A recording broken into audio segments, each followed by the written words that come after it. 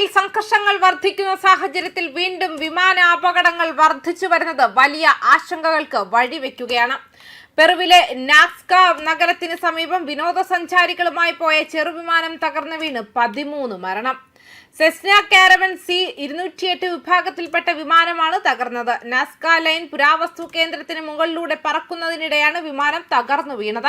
വിമാനത്തിൽ 11 യാത്രക്കാരും 2 പൈലറ്റുമാണ് ഉണ്ടായിരുന്നത്. പെറുവിലെ ഔദ്യോഗിക വാർത്താ ഏജൻസി റിപ്പോർട്ട് ചെയ്യുന്നതനുസരിച്ച് യാത്രക്കാരിൽ 2 ജർമ്മൻ, 2 സ്പാനിഷ്, 7 ഇറ്റാലിയൻ വിനോദസഞ്ചാരികളാണുള്ളത്. അപകട കാരണം വ്യക്തമല്ല. സംഭവത്തിൽ അന്വേഷണം ആരംഭിച്ചതായും അധികൃതർ പറഞ്ഞു. ഇക്കയിൽ നിന്നാണ് വിമാനം പുറപ്പെട്ടത്. തെക്കൻ പെറുവിലെ നാസ്ക മരുഭൂമിയിൽ 2000 വർഷം മുൻപ് മണ്ണു നീക്കി നിർമ്മിച്ച വലിയ ചിത്രങ്ങളും വരകളുമാണ് നാസ്ക ലൈനുകൾ. ഈ ചിത്രങ്ങൾ വിമാനത്തിലോ വ്യൂവിംഗ് ടവറുകളിലോ നിന്ന് മാത്രമേ വ്യക്തമായി കാണാനാകൂ.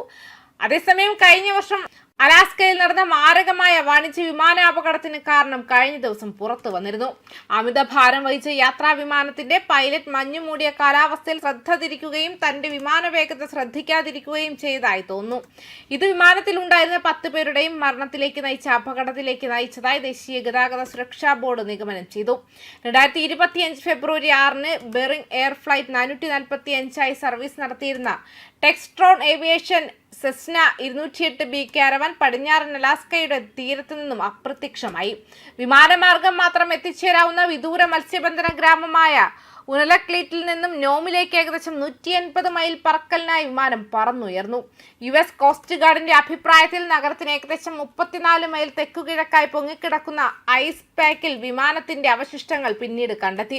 വാഷിംഗ്ടൺ DC-യിൽ ഒരു പ്രാദേശിക ജെറ്റും സൈനിക ഹെലികോപ്റ്ററും കൂട്ടിയിടിച്ച് 67 പേർ കൊല്ലപ്പെട്ടതിന് ഒരാഴ്ച കഴിഞ്ഞാണ് ഈ അപകടം സംഭവിച്ചത്. അതിനു മുമ്പ് 2022 മുതൽ US-ൽ ഒരു വിമാനാപകടത്തിൽ 10 പേർ മരിച്ചിരുന്നില്ല. കാലാവസ്ഥ മെച്ചപ്പെടുത്തുന്നതുവരെ പൈലറ്റ് കാത്തിരുന്നതിനാൽ ബെറിംഗ് എയർ വിമാനത്തിന്റെ ടേക്ക് ഓഫ് തുടക്കത്തിൽ 4 മണിക്കൂർ വൈകി.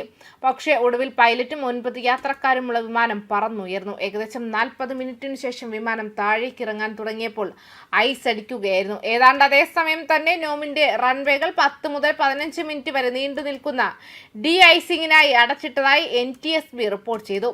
എയർ ട്രാഫിക് കൺട്രോളിന്റെ നിർദ്ദേശപ്രകാരം പൈലറ്റ് വിമാനത്തിന്റെ വേഗത കുറച്ചു. അതിനാൽ റൺവേകൾ വ്യക്തമാകുന്ന മുൻപ് അത് എത്തിച്ചേരില്ല.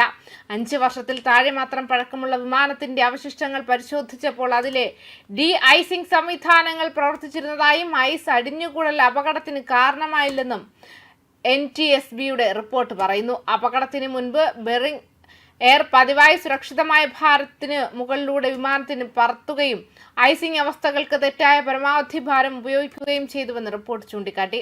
അപകടത്തിന് മുൻപുള്ള ആഴ്ചയിൽ വിമാനം ആകെ 6 അമിതഭാരമുള്ള വിമാനങ്ങൾ പറത്തിയതായി അന്വേഷകർ പറഞ്ഞു. അമിതഭാരമുള്ള പതിവ് വിമാനയാത്രക്കാരെ തിരിച്ചറിഞ്ഞ് പരിഹരിക്കാത്തതിന് ഫെഡറൽ ഏവിയേഷൻ അഡ്മിനിസ്ട്രേഷനെയും NTSB കുറ്റപ്പെടുത്തി.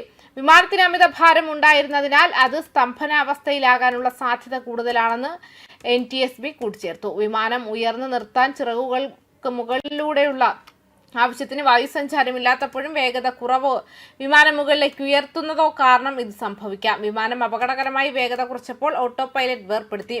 പൈലറ്റ് വേഗത കൂട്ടാതിരുന്നതിനാൽ വിമാനത്തിന്റെ നിയന്ത്രണം നഷ്ടപ്പെട്ടു. ഐസിംഗിൽ നിന്നും അയാൾ ശ്രദ്ധ തിരിക്കപ്പെട്ടിരിക്കാമെന്നും ഇത് സാഹചര്യ അവബോധം നഷ്ടപ്പെടുത്തിലേക്ക് നയിച്ചേക്കാമെന്നും NTSB കണ്ടെത്തി. അപകട സമയത്ത് ബെറിംഗ് എയർ ഏകദേശം 200 പേരെ ജോലിക്കെടുത്തു. 30 വിമാനങ്ങളും 13 ഹെലികോപ്റ്ററുകളും പ്രവർത്തിപ്പിച്ചു. 32 വ്യത്യസ്ത സ്ഥലങ്ങളിലേക്ക് പറന്നു. അപകടത്തിന് ശേഷം ബെറിംഗ് എയർ നടപടിക്രമങ്ങളിലും പരിശീലനത്തിലും നിരവധി മാറ്റങ്ങൾ സ്വീകരിച്ചു.